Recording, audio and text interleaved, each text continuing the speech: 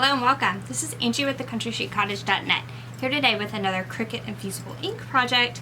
So today we're going to talk about using the markers and pens to create a watercolor effect that you can then cut out on your Cricut with a design and put it on various surfaces. So I'm actually using a makeup bag that is a sublimation surface, not necessarily a Cricut Infusible Ink surface. But the Infusible Ink worked great, so I wanted to show that as well. So we're going to do 4 different makeup bags. I'm going to do 2 on the video, and then I'm going to do 2 off video, and then kind of show you the technique for all 4. At the end, I'll show you the design for all 4, and you can also find the link for the cut files for these in the description for this video, so be sure to head there. You can also find the link for the Amazon link for the makeup bags themselves that I'm using.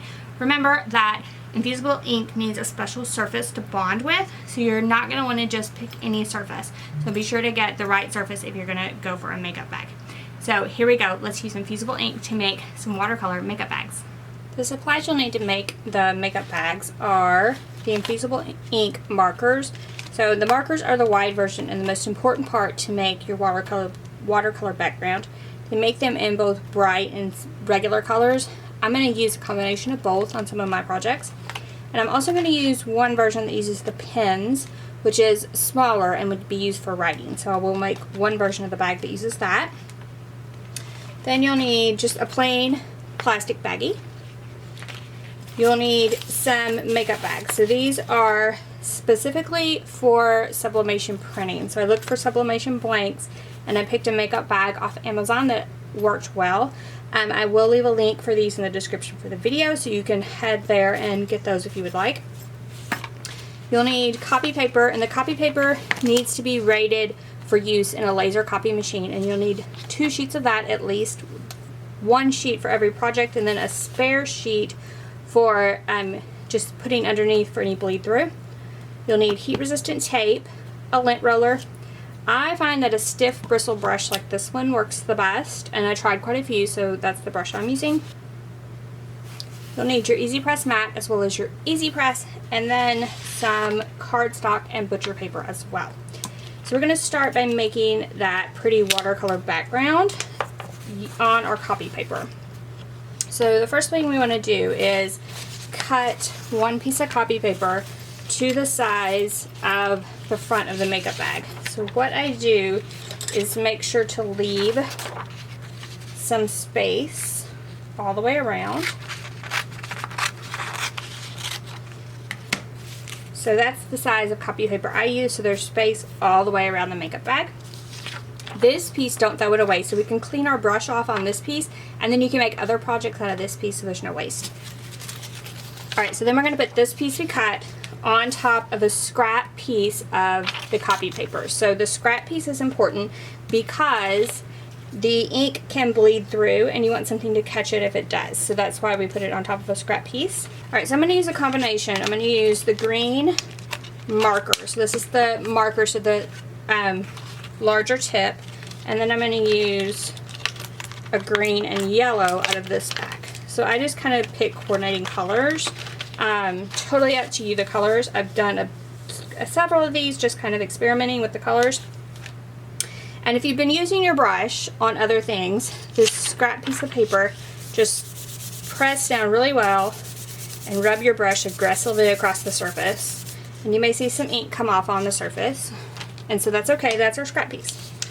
Alright, now to make our watercolor black background, we are going to color on top of this plastic bag. And this, I don't know if it ever dries on the plastic bags, but you don't have to worry about it drying.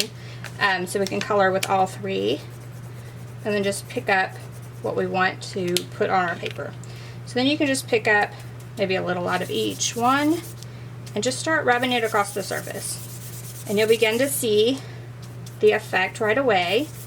And you can do this light or dark, however you want to do it, and as much or as little as you want. So maybe I just want it slightly colored, then that would probably be good, right? Because you can see a slight color. But maybe I want a little darker than that. So let's go over it one more time.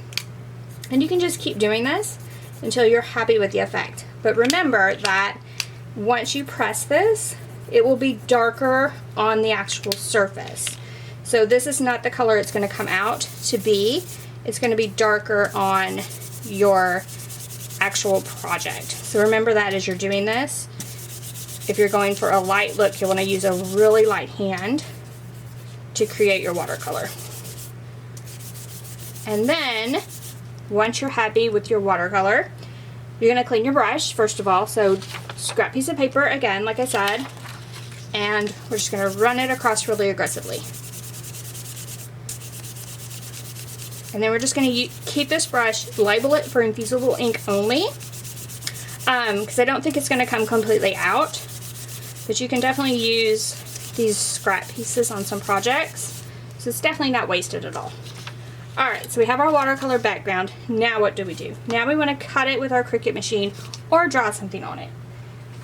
So I just put this piece on my mat. I did a design in Cricut Design Space, and then I mirrored it. And then I cut it with my Cricut machine. So now I'm going to peel this back. So doing this method, you will either need to tape in the middles of your letters, or you can leave them out completely. So in this case, I'm going to leave them out, but you can use this heat resistant tape from Cricut, and you can tape those centers back in, as long as you tape them on the white side and not the side you colored with your Infusible Ink markers, then you will be fine. And those will appear in your design. But I'm just going to leave them out. In this design particularly, I don't think they matter. In other designs I've done, I've used like a stencil effect. So I think that one will be fine just like that without the centers. But I could take the centers, put them right on here, and then use a piece of tape to hold them in. Alright, so now we have this. Now, these letters as well, remember, no scrap. These letters we could put on something else. So you could tape them to something else. You could put this butterfly on another project. You put this flower on another project. So you don't necessarily have to throw these away. These can be scraps that you pull out of later for other projects. And then I also did another one, and I'll press this one as well, where I said I used the pens on some. So I took the finer lined black pen, and I again mirrored a design, and I drew it on top of the watercolor paper. So we're going to press it as well and see how that one turns out. So we'll have two different ones. So I'm going to go ahead and start up my Easy Press and get it heating up. So what I did was look at the instructions for the tote bag, the Cricut tote bag, and I used those for my settings. Alright, now we are going to take our makeup bag, our design. We're going to put the Easy Press mat inside of the makeup bag. Take a piece of white cardstock and put it inside on top of the Easy Press mat, but under the makeup bag itself. So we have the Easy Press mat, the cardstock inside, the makeup bag, and now we want to use our lint roller. We just want to roll this over the surface. So this makes sure that we don't have anything on our surface to hold the Easy Press off the surface of our project. Then we are going to put the butcher paper down. Add butcher paper down so it should cover your entire surface. Then we're going to use the Easy Press for about 15 seconds just to get any moisture out of our surface, remove any wrinkles, that type of thing. Alright, so then we can pull the butcher paper off once our 15 seconds have went by, and then we want to let this cool completely. So if we add our design to the makeup bag right now, it may start to transfer before we have it in place. So we want to make sure it's cool before we do add that. So we'll cool that off. Alright, and once this is cool, we can add our design right on top.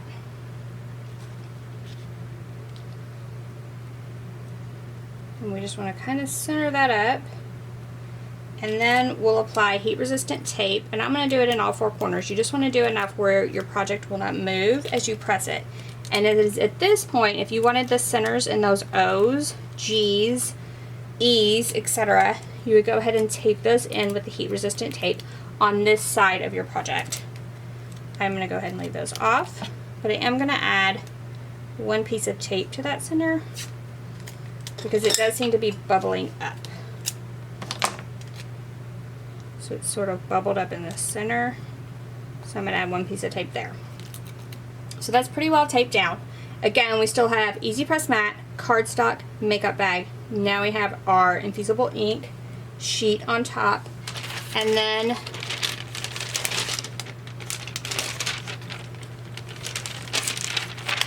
we just want to add the butcher paper to the entire thing. This time I'm going to put my butcher paper where I can still see this zipper because I don't want to rest the Easy Press on the zipper itself. So you just want to get the Easy Press centered, press it down, press the green button, and then we want to let that count down for 40 seconds while putting light pressure on the handle. And the Easy Press will beep when it's done, and you just want to lift the Easy Press straight up so you don't want to disturb your stack or move the stack. Then we can peel back this butcher paper. And you can see our design here, but it's really hot and you don't want to touch it because you don't want anything to smear. So you want to let this cool just like this, and then we'll lift back the paper to reveal our design. Alright, so now that this is cool, we can lift it up. This is a really bright one with some of those neon colors. And now this is done. So it is locked into here and the ink is not going anywhere. It has done its reaction. And we can pull everything out, and our makeup bag is complete. Now, the butcher paper and stuff that you used on top of this, as well as the cardstock on the inside, may have gotten some ink on them. So if they have, you want to toss those. So you don't want to use those for another project if they have ink on them at all, because it could bleed onto your next project. So let's also press this one with the pen design and see what happens. So here we have that version with the flowers that were drawn with the Infusible Ink pen on top of that watercolor paper. So you can see that does work. So you can draw on top as well. And then here's the version we made earlier with the cutout. And here's a couple more versions with cutouts that I made off camera. So tons of different options, all with using the Infusible Ink pens and markers to create watercolor designs. So such an easy process, and I'm sure your head is spinning with ideas on how to use the same watercolor technique for tons of different projects that you have in mind. So this is my Mom Boss design, and then I have one here that says love. And this is a great one. So this love is all one piece, so you can actually use it in another design later. So I have it over here waiting for another design, the cutout part. Then we did the Hello Gorgeous design on the video. And then we also did the one where instead of cutting out of the watercolor sheet, I actually drew on top of it with the pens. So I drew a row of flowers on this one with the pens. So that's another option for when you're using the watercolor paper, is to use the pens to draw on top, whether it be a quote or flowers like this. Either way. So speaking of flowers, it is also Cricut Flowers Week over on the blog, so you want to head to thecountryschiccottage.net for tons of Cricut ideas all to do with flowers, and you're not going to want to miss those. I'll put a link in the description for this video for that as well. If you loved this video, be sure to give us a thumbs up. If you are confused about Infusible Ink, we have a video for that, so I'm going to leave a link for that in the description as well. Can't find any of those links, have questions about Infusible Ink, questions about the projects we've done today, feel free to leave a comment below and we will get to those as well. So give us a thumbs up, subscribe to YouTube if you like Cricut crafts and crafts like these, because we have them all the time. And be sure to head to our YouTube channel. Scroll down, look at the past projects that we have, look at the past videos about your Cricut machine. I'm sure you're going to find something that you'll love. Thank you all so much for joining me today, and we will be back next week with another fun video. Thanks, bye.